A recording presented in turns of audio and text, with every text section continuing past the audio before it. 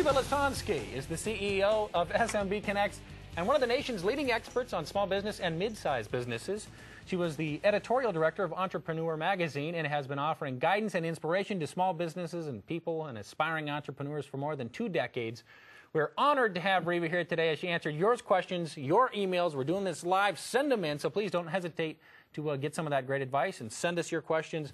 Reva to the rescue. How are you? Thanks for being here. I'm good, Chris. It's nice to meet you. Well, we have a stack of emails. We have all sorts of stuff to talk about. Can we start with an email? Yes, let's do that. This is interactive. Okay, let me see here. This comes from, well, they always got funny names. Somebody at AOL, Yale Lewis, I'm thinking it is. What are your thoughts on bartering? Many times I'm approached by clients who cannot afford my services, and they suggest bartering. Sometimes I feel cheated. In other words, hey, you scratch my back, I'll scratch yours. No money exchanged.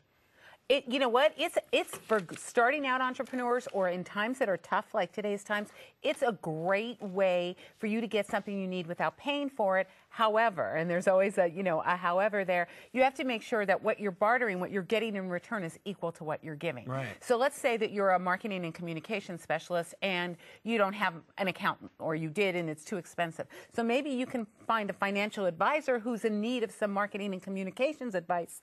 Make sure your hourly rates kind of match up. You have to sort of do the math. 9th grade algebra sometimes comes in handy. And you barter a certain amount of hours for hours. So that really works for you. The big caveat here is the IRS considers barter income.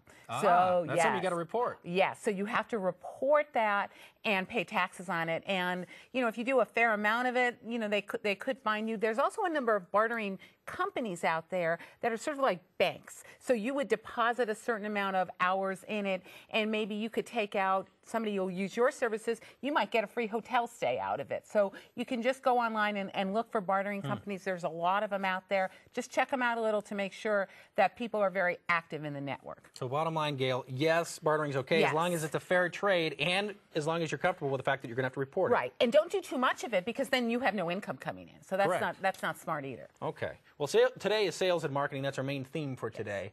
And that's obviously a hugely important thing for small businesses. What are some of your top tips for the folks out there that are launching their small businesses? Or maybe it's already in motion, but things they might be missing. Well, one of the things that I think most small businesses, particularly at the startup stage, are terribly undermarketed. They forget that they have to do marketing, and marketing is really key.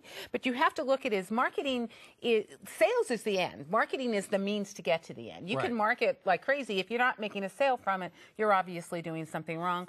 But if you don't market, no one's going to know you exist. So it's really important to get this started. So one of the things you can do, again, looking at it, maybe you're launching on a budget, is try establishing yourself as an expert in your field.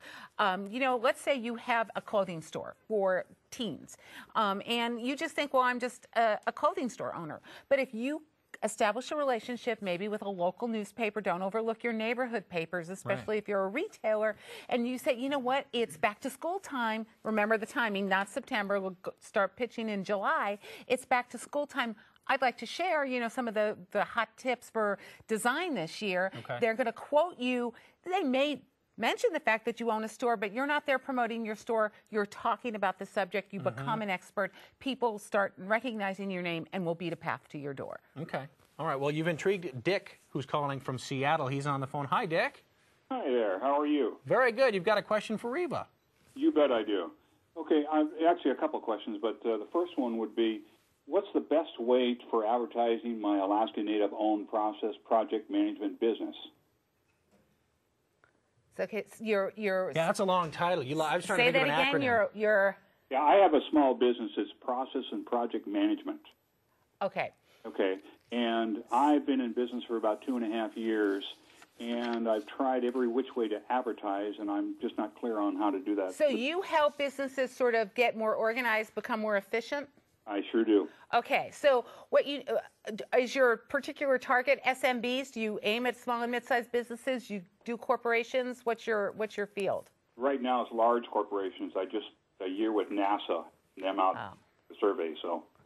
Well, I mean, this is certainly a good time for it because goodness knows there's a lot of companies that are in need of major organization right now. So what you have to do really, you're going to need to build a website. You're going to need to tell people that have to come up with something catchy, like, you know, you help businesses turn around, or you help, you know, fix. Maybe you're a business fixer. Something that people are going to remember you by, because there's a lot of people that call themselves, you know, organizational experts or that kind of thing. So come up with something kind of clever and catchy that people are going to remember, and then you need to put yourself where they are.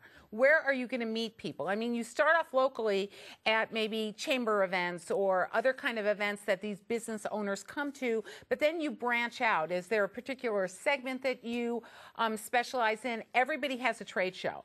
So you attend a trade show, and it's a lot of it is shaking hands and getting people to know that you exist. If you want to, although I will tell you, there's when they look at the world of business, there's like this many corporate businesses and this many like small and mid-sized businesses. And a lot of them, particularly today, are looking for some help. And maybe that you could do where you wouldn't even have to do it in person. You could do it on the phone, over the web. And so it wouldn't take a tremendous amount of your time, but you can attract more clients from more around the country. And there, what you do is go into your local small business development center. You can find one, just go to sba.gov, and they can tell you on the website where they are, and they look for people just like you who can give businesses advice, and they kind of connect you sometimes. They may have someone who comes in and calls them, and they'll say, hey, you know, call you, and you can get business that way. Oh, great. You mentioned a website. What's the cheapest and best way to start one up? Oh, it's really cheap to start a website. I mean, there's a zillion different ways you can go. Buy a name, start a site. It'll cost you, you know, literally tens of dollars. It doesn't cost a lot. But I think for what you're doing, particularly if you're looking to attract corporate clients, you might want to hire someone to create a site for you. You want to have a certain look. It needs to look very professional. Do you have any web building experience? Just a little. Yeah. Well, Dick, the good news is I have zero, you know, internet experience making a homepage, anything like that. And it might sound like a plug, but it's legit. Microsoft Office Live, yes, free website, and it walked me right through it. I had it up in about 45 minutes. I kind of did it on a dare, thinking, go on there, prove us wrong. We'll show you how easy it is. Piece of cake. So check it out when you change browsers here. Microsoft Office Live. Piece of cake, and it really helps you. Yes, it really helps you. And there's certain elements of design you need to think about when you do that, and then you need to optimize. That's the whole thing. You need to either hire out or read a lot of books. I would hire it. Somebody who can sort of do keyword on your site. So it's called search engine optimization, search engine marketing. So when someone sits down and says, I need help in organizing my business, you're going to pop to the top of the search engines. Great. Okay, thank you so much. All right, Dick, thank you. Good luck. And once again, something Microsoft Office Live can help you with. That's one of the things that web hits. It's got you all built in there and walk right through. It's a fabulous system, actually. Yeah, it's amazing. And look at this. We're never going to get through all the emails. Emails are flooding in. Reba to the rescue. So we're going to give you probably some take-home homework. Some people to get back to. But here is Shawnee. She says, I'm curious how consignment works. So different from bartering. Consignment. I have a greeting card company. I'm wondering if there are any advantages, disadvantages, issues I need to be aware about if I were going to go into a consignment agreement in a store. Is this a good idea to go this route or not, is what she wants to know. You know, again, sort of like the idea of bartering, it can be a good idea. Don't put, you know, if you divide up your pie, don't do 50% of your work on consignment. It's a good idea if it's a store you really want to get into that you think hits your target market exactly, and that's the way they work. Remember, store owners, they're in business too.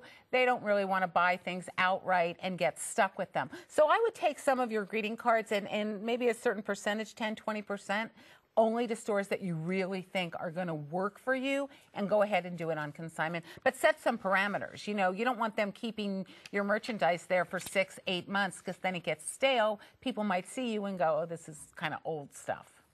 Now we got one that just came in, instant messenger style. How can I market my web-based biz? I provided a service to small biz owners in a manner that small biz owners know that I am open for business. From Crystal. How can I market my web-based biz? Well, again, you know, you have to go back, and there's a lot today that goes by search engine marketing, search engine optimization. One of the things that I think that a lot of people can do, and it's very vague, we don't really know what Crystal does, is find businesses that do things similar to yours. Not exactly the same, but where you're sort of complementary, and see if you can exchange links with them. For instance, let's say I made laptop accessories. Go to places that are selling laptops online, even, big places like Dell.com, any kind, and see if you can link. That might be too big, but you see if you can link up with them, because a lot of people, particularly women, this is a really actually burgeoning business idea. Last 2 years are looking for stylish laptop accessory bags. So if that were you buy a laptop, they send you here for an accessory. You can do that with anything. You can do that if you have a service. Again, maybe you're a graphic designer, go find a marketing person, and maybe they can link to your site. You can also do that just in terms of if you're I want to broaden this a little. If you're a retailer, let's say you have a retail. I'm from Southern California. We have strip centers everywhere. Yeah. Do a real link. Let's say you're at one end of the strip center. See if you can get the guy down at the other end of the strip center to exchange cards and direct people to each other's businesses. Okay. Always use people you know. Always. Instant Messenger, once again, giving us a good one. I assume a lot of people can relate to this one. How do you prove what you can do for your customer when you're just starting out? You haven't even gotten your first customer yet, or maybe you just have a couple. How do you make people know you're legit? Testimonials. Every customer you have to go ahead and ask that if they're a satisfied customer, say, hey, Chris, I did a good job for you.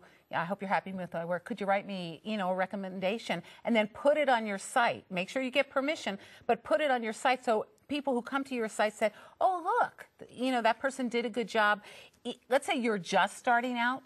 Do a job for free. You want to be able to point to something that you did. Look back in everything you've ever done and see if you can pull something from there. So a whole life resume. Look way a whole back. life resume, and see what applies. So you may not think that really applies to what you're doing, but it can go back to that person. Say, I'm trying to market my new business. Is it okay if I use this as a testimonial? And the more people you have, J. Conrad Levinson, the guy who wrote the Guerrilla Marketing way back 20 years ago, his thing was put your customers to work for you, and that's key. Go find some people you made happy and ask them to bring people in. Let's say, again, that you and I did business and you were really happy with my services. I might say, hey, Chris, can you recommend any friends, any colleagues, family members? If you do, I'd be glad to, and fill something in, give you a percentage off your next visit, that kind of thing, and then put your existing customers to work for you, and they'll bring in more satisfied customers, and then just keep doing it. It's like a cycle.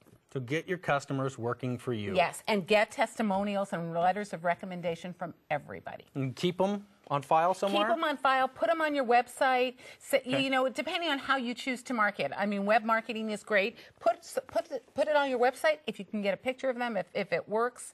Let's say you're an interior decorator, put a room up that you did with the homeowner there. So somebody go, oh, that's a real person.